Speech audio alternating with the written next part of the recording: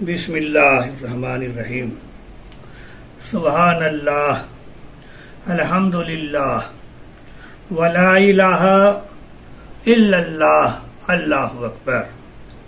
अल्लाह के लाख लाख शुक्र बा कि अभी अल्लाह तबारक ताला मोमिन बंदा के जगह के हयात दिले बा और ईमान बख्श दिले बा।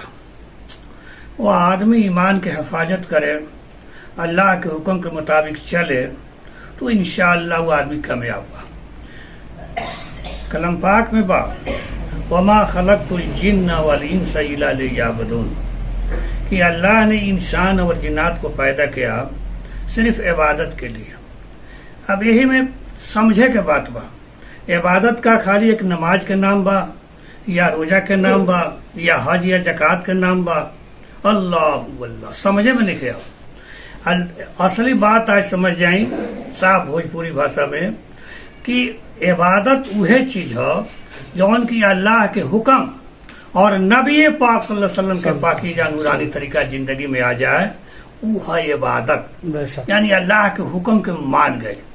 तो कलमा के बाद सबसे पहले का नंबर नमाज बा, रमजान शरीफ के रोजा बा, माल बा तो हज बा, जकात बा। लेकिन एक बात बा, शादी ब्याह भी अल्लाह के हुक्म और नबी पाक सल्लल्लाहु अलैहि वसल्लम के पाकीज़ा नूरानी तरीका पर होके के चाहिए, वो सब इबादत बा। खाना पीना, तिजारत, लेन देन, तमाम चीज इबादत बा। सिर्फ अल्लाह के हुक्म के मान गई नाम इबादत है। एकदम साफ बात कहते हैं। और ये चीज मिली कहाँ से? तो आदमी बगैर इल्म के आदमी अल्लाह के ना पहचान सकता। जब इल्म हासिल हुई तो आदमी अल्लाह के पहचानी तो हलाल हराम समझ गएगा। और इल्म आई कहाँ से? तो दिन से राब्ता करे के पड़ी कि अल्लाह जानता है आलिम का मर्तबा, हाफिज का मर्तबा, कारी का मर्तबा। अल्लाह जानता है आलिम का मर्तबा, हाफिज का मर्तबा, कारी का मर्तबा।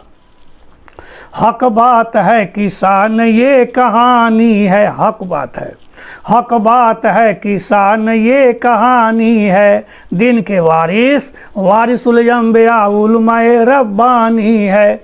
इल्म वाले समझते हैं जाहिल को क्या पता, अल्लाह जानता है आलिम का मर्तबा, हाफिज का मर्तबा, कारी का मर्तबा। आए मोमिनो ये बात पक्की खरी है, मकातिब मदारिस दीन और इस्लाम की नर्सरी है। यहीं से निकलता है दीन और इस्लाम का पौधा। अल्लाह जानता है आलिम का मर्तबा, हाफिज का मर्तबा, कारी का मर्तबा। मकातिब मदारिस दीन इस्लाम का नर्सरी है। कलम जबान एक जगह से काट के 3 जगह 4 जगह डाल जाए तब बड़का आम होला। एक जगह रही तब बीजू हो जाए। लड़का सब मुस्कियानों से काला पर अल्लाह अल्लाह। एक जगह रही तब बीजू हो जाए। यहाँ से पढ़ के सेमरा जाई, मऊ जाई, बनारस जाई, देवबंद जाई, झंडा नगर जाई, बड़का बड़का आलिम फाजिल हो जाए। जिसको अल्लाह और रसूल से मोहब्बत है, उनको दीन और इस्लाम से भी रग़बत है। वह मोमिन बड़ी खुश नसीब खुशकिस्मत है जिसको उलमाए रब्बानी से निस्बत है। इन्हीं की फैज से दुनिया में अभी इस्लाम है बका। अल्लाह जानता है आलिम का मर्तबा, हाफिज का मर्तबा, कारी का मर्तबा। मोमिन खुशहाल हो या मजबूरी, दीनी तालीम फ़र्ज ऐन है नहायत ही ज़रूरी।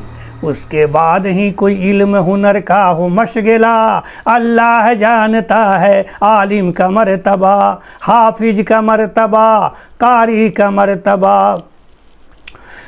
आरजू है अब्दुर्रहीम की है मोमिनो सुनो, इखलास के साथ खुलूस नियत से उलमाए दीन से मिलो। ये बड़े अच्छे हैं, बात इनकी लाजवाब है, आलिम को चेहरा को देखना भी सवाब है।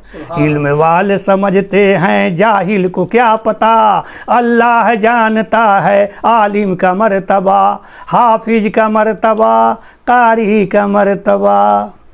लेकिन बड़ी अफसोस के बात बा कि इंसान जे बात से सब कुछ के अकल बा ओकरा लगे, खाए के, कमाए के, माल बिटोरे के, लेकिन दीनी तालीम हासिल करे के ना। अल्लाह अल्लाह अल्लाह रहम फरमावे हमनी के हाल पर, हमनी के माँ बहन बहू बेटी के हाल पर, हमनी के नौजवान के हाल पर, हमनी के बूढ़ा पाखा के हाल पर, कि कम से कम इतना तो ओकरा दिल में होके के चाही कि इतना इल्म हो जाए दिन के ताकि वो हलाल और हराम समझ सके। आजकल के वो रियानियत हद बा। सुनी नया शेर सुनावत है। आजकल मोमिन मुसलमान, मर्द औरत बूढ़िया जवान, खास करके नौजवान, खास करके नौजवान कितना दिन से बेफिकर बा, रोजा नमाज नहीं खे ना अल्लाह के जी करवा, मौत के ख्याल नहीं खे ना उकबा के फिकर बा।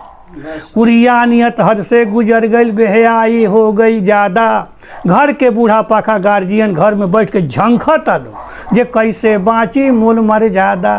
औरत के सीना पर कपड़ा नहीं खे ना सर पर दुपट्टा बा, शहर बाजार चौक चौराहा पर देखी औरत के जमघट्टा बा। लाज शर्म के पर्दा नहीं खे ना ईमान के कीमत बा, एक जगह खड़िया के घर घर के कथा कहानी, जुबान पर झूठ और गीबत बा, अब बगल के अपने चल जाए केकरा टोक देवे के हिम्मत बा। आजकल के औरत कितना दिन से बेफिकर बा, रोजा नमाज नहीं खे ना अल्लाह के जी करवा। का कोई इस्लाह मुआशरा पर बोली का केहू समझाई, खड़ा होकर लोग पेशाब करता कितना बा बेहयाई। कपड़ा बदन नापाक हो जाता फिर भी तन को ना फिकर बा, रोजा नमाज नहीं खे ना अल्लाह के जी करवा। जिंदगी में दीन नहीं खे, इस्लामी कौनो चीन नहीं खे, नौजवान मुस्कियाता अल्लाह अल्लाह के जिंदगी में दीन नहीं खे, इस्लामी कौनो चीन नहीं खे, लुंगी कुर्ता टोपी नहीं खे, सपा चटबा दाढ़ी, फैशन में लोग आगे बाटे, पैंट शर्ट सुपारी, मुँह के संवाठ नहीं खे, गुटका पान शिखर बा, हाथ में मोबाइल लेकिन कान में स्पीकर बा। आजकल के नौजवान कितना दिन से बेफिकर बा, रोजा नमाज नहीं खे ना अल्लाह के। बात मुस्कियाई हंसी मत, बात समझ ले लोगन मजमा के लोग। ऐसे कि हमनी के औलाद अगर बाहर में इंतकाल हो जाए, कोनो बात हो जाए तो ओकर भगई खोले के पड़ी कि एकरा के हलावल जाओ कि जरावल जाओ। या अल्लाह जिंदगी में दीन नहीं खे, इस्लामी कौनो चीन नहीं खे, लुंगी कुर्ता टोपी नहीं खे, सफा चटवा दाढ़ी, फैशन में लोग आगे बाटे, पैंट शर्ट सुपारी, मुँह के संवाठ नहीं के, गुटका पान शिखर बा, हाथ में मोबाइल लेकिन कान में स्पीकर बा। आजकल के नौजवान कितना दिन से बेफिकर बा, रोजा नमाज नहीं खे ना अल्लाह के जी करवा। एक बात साथ ही सुन ली, आंखों देखा हाल बताओ तनी, एक हाथ से मोटरसाइकिल रुका सकता हो ना रुकाई।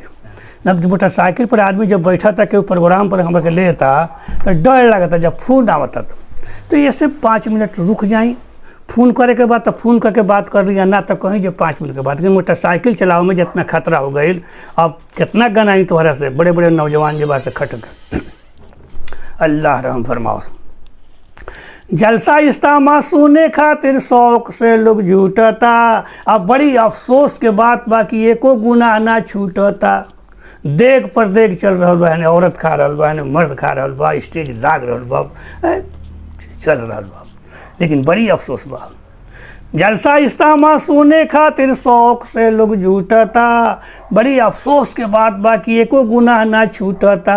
शादी ब्याह के तिलक दहेज नहीं खे छूटत, नहीं खे छूटत नाच और बाजा, कौन अपना पाले से लगता। लड़की वाला का पैसा से लोग उड़ावत ताटे माजा। और छावन पर छावन नइखे छूटत गीत और गारी। अल्लाह के तरफ से पकड़ हो गइल बा, अजाब हो गइल बा भारी। चाहे कोरोना वायरस कहीं, चाहे कहीं महामारी, फिर भी तन को होश नइखे ना तन को फिकर बा। रोजा नमाज नइखे ना अल्लाह के जिक्र बा। अब्दुल रहीम को दिल में खौफ खुदा रख छोड़ा मन के ढिठाई। बेनमाजी मर्द औरत के होई कड़ा पिटाई। ना चिन्हल जाई गोरा काला, ना देखल जाई कि टिकड़वा। आ होई कुहाई की नमाज से बेफिक्र बा। से नमाज माफ़ नहीं खे। इस्लामी रिश्ता से माँ बहन बहू बेटी सुन ले, नौजवान भी सुने, बूढ़ा पका भी सुने। हर हाल में जब बशर्ते के होश बाकी रहे, नमाज माफ़ नहीं खे। औरतें कुछ माफ़ बा तो ओकर मसला बा, लेकिन मर्द के भी बा, लेकिन होश रहे बाकी तब ले नमाज पढ़े के बा। चाहे खड़ा होकर पढ़ी या बैठ के पढ़ी या लेट के पढ़ी, नमाज के वक्त में नमाज पढ़ल जाए इंशाअल्लाह। नमाज बोला लोगन इंशाअल्लाह, हाँ इंशाअल्लाह नमाज पढ़ल जाए। और शादी ब्याह का मौका पर भी देखल जाए कि अल्लाह के हुक्म और नबी पाक सल्लल्लाहु अलैहि वसल्लम के पाकीज़ा नूरानी तरीका का बा। अरे किसी मोमिन की घर हो शादी, मुसलमान के घर में, और तरीका हो गैर की, तो वह दोस्तों न रखना कोई उम्मीद खैर की। ऐ दोस्तों न रखना कोई उम्मीद खैर की। मुसलमान के घर में शादी हो और तरीका गैर की हो तो खैर की उम्मीद मत रखो, मिलाद कराने से नहीं कुछ होता। तिलक जहेज लेके जो बारात सजाए, घर में नाच गान हो और बाजा बजाए, तो वह शैतान सी की दोस्ती और अल्लाह से बैर की। न रखना कभी है दोस्तों कोई उम्मीद खैर की। जो भी बाराती जाते हैं बाजे की साथ में, चाहे लमका टोपी वाला हो चाहे गोलका टोपी वाला, चाहे छोटका कुर्ता पैजामा हो चाहे बड़का कुर्ता में, चाहे पैंट शर्ट वाला, जो भी बाराती जाते हैं बाजे की साथ में, लानत खुदा की होती है उस पर उस दिन और रात में। ये सुन्नत की है खिलाफ और तरीका है गैर की।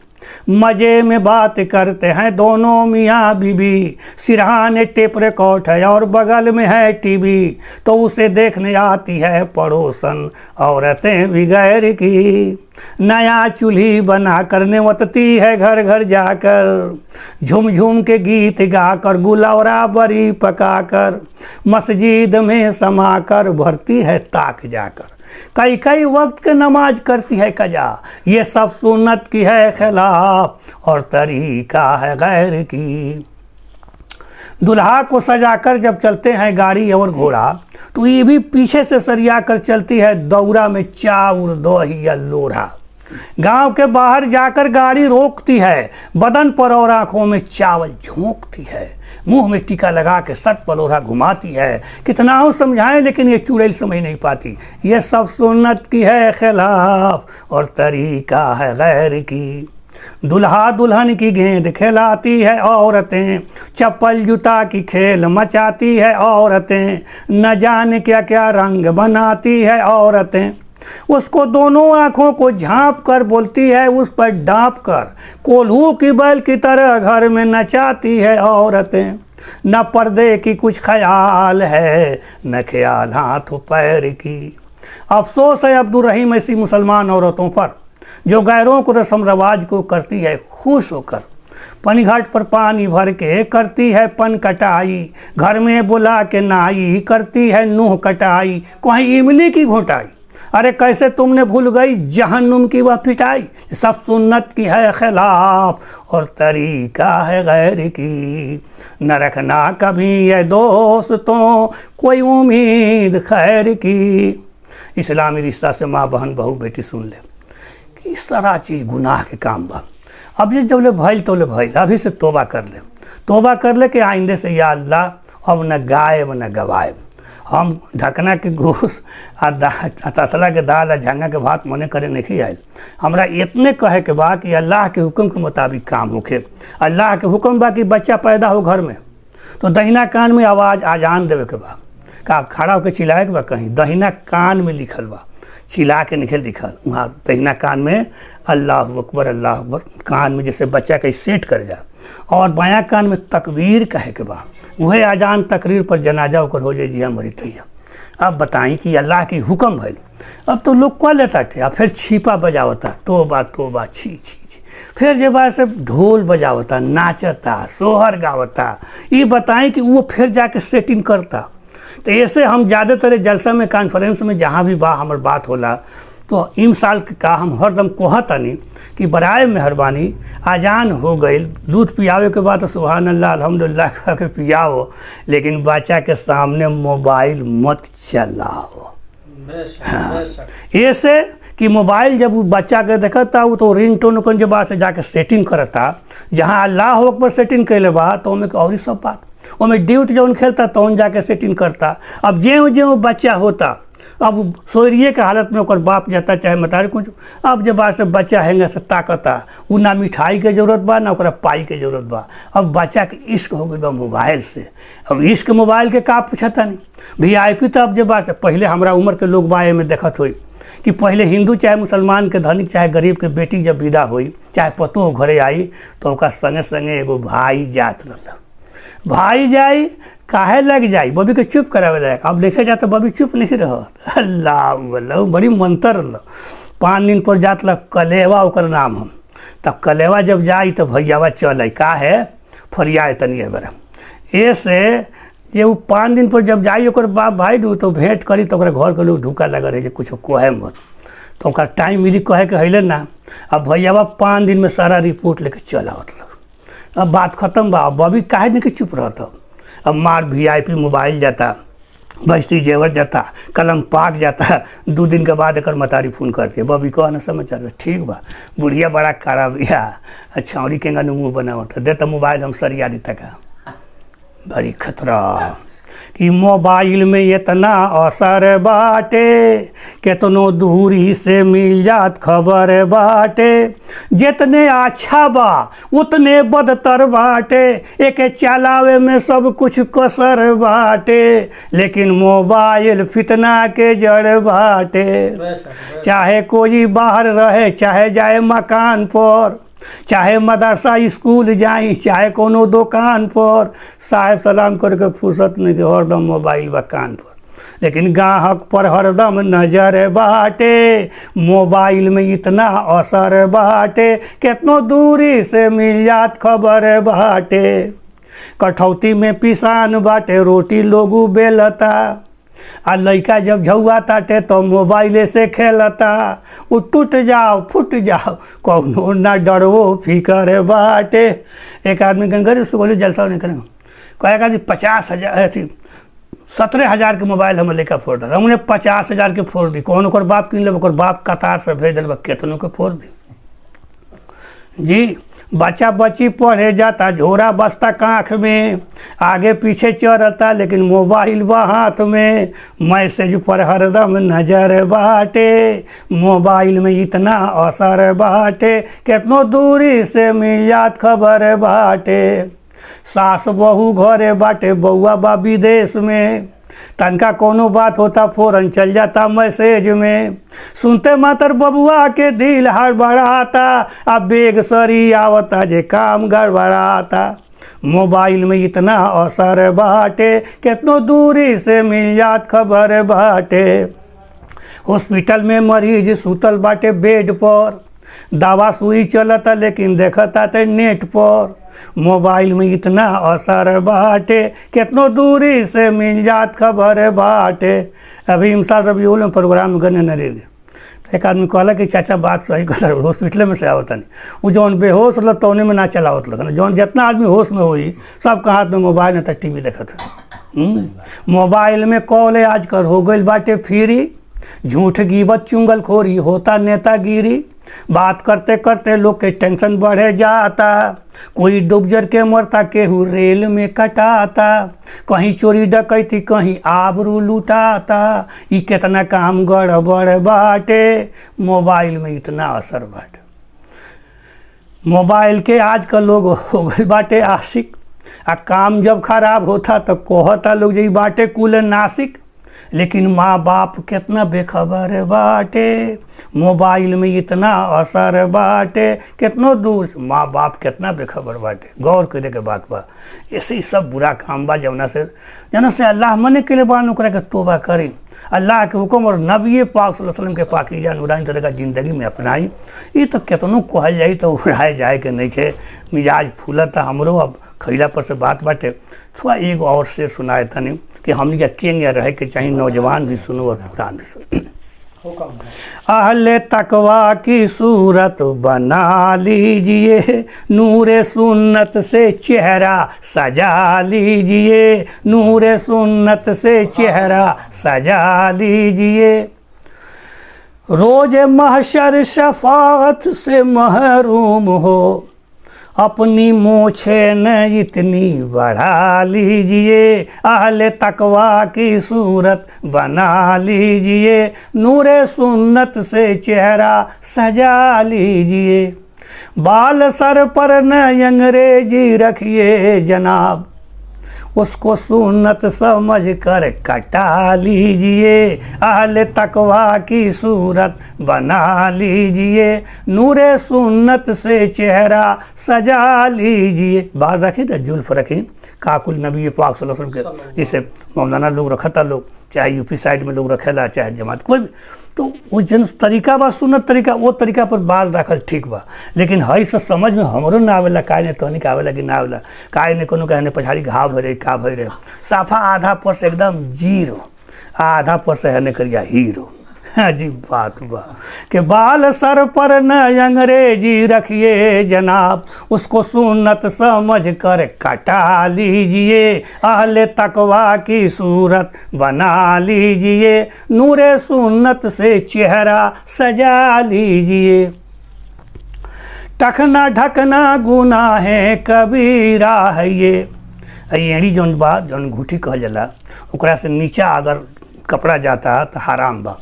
ना मोहब्बत के निगाह से ना नबी पाक सल्लल्लाहु अलैहि वसल्लम देखे, ना शफात करे, ना अल्लाह रहमत के निगाह से देखिए, बड़ी गुनाह बहु। टखना ढकना गुनाह कबीरा है ये, अपना शलवार ऊपर उठा लीजिए, अपनी लुंगी को ऊपर चढ़ा लीजिए। अहले तकवा की सूरत बना लीजिए, नूरे सुन्नत से चेहरा सजा लीजिए। हो अगर गर मुहर्रम मुकाबिल कोई, अगर कोई ना मुहर्रम औरत आ जाए, चाची हो तो कहा, बुआ हो तो कहा, बहन हो अगर गर मुहर्रम मुकाबिल कोई, अपनी नज़रों को फौरन झुका लीजिए। अहले तकवा की सूरत बना लीजिए, नूरे सुन्नत से चेहरा सजा लीजिए। दिल भी गंदे ख्यालात से पाक हो, अपने मौला को दिल में बसा लीजिए, अपने मौला को दिल में बसा लीजिए। अपने कानों से गाने न सुनिए कभी, इनको कहरे खुदा से बचा लीजिए। अहले तकवा की सूरत बना लीजिए, नूरे सुन्नत से चेहरा सजा लीजिए। पढ़ के 2 रकात आप हाजात की, अपने मौला को रोकर मना लीजिए। अश्क जारी नहीं हो अगर आँख से, तो रोने वालों की सूरत बना लीजिए, रोने वालों की सूरत बना लीजिए। जिसके रहमत के आप हैं उम्मीदवार, उनके प्यारों की सूरत बना लीजिए। ऐ असर कुर्ब हक चाहिए तो जगह, अहले तकवा के दिल में बना लीजिए। अहले तकवा की सूरत बना लीजिए, नूरे सुन्नत से चेहरा सजा लीजिए, नूरे सुन्नत से चेहरा सजा लीजिए। अगर पूछनी मदरसा में बीरगंज मौला साहब बताओ जे तो रसीद देता रहो, आ अगर जब बात से सिगरेटी के मुहर ना होके तो कोनो चंदा दिया तो ना का कही तो जाली है। कोनो हाकिम कहाँ ले जा आ पंचायत के मुहर ना होके तो कथी कही जे जाली है। तो वही तरीका से जब नमाज बा, रोजा बा, हज बा, ज़कात बा, तो जाली काहे को के चाहिए, मुहर रखा ना लागे मुहर, ये मुहर के साथ जब से काम चल हैं।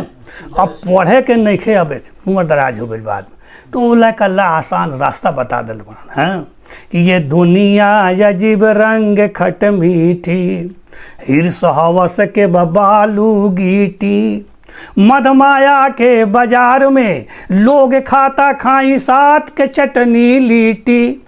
मौत हरदम ताक में खड़ा बा, मार रहल बा झिट्टी। ना जाने कब खुल जाई गाड़ी, लगा रहल बा सिट्टी। ये दुनिया अजीब रंग खट मीठी, खाली खाइल कमाइल कमाल नइखे। ई कौन कमाल बा? तब पीला इतना इतना मोट घूम घूम खा के।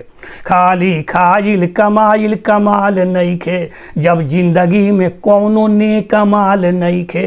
रोज हशर के फिकर भी नइखे, जुबा पे अल्लाह के जिक्र भी नइखे। आखिरत के समान नइखे, रोजा नइखे नमाज नइखे, कुछो नइखे।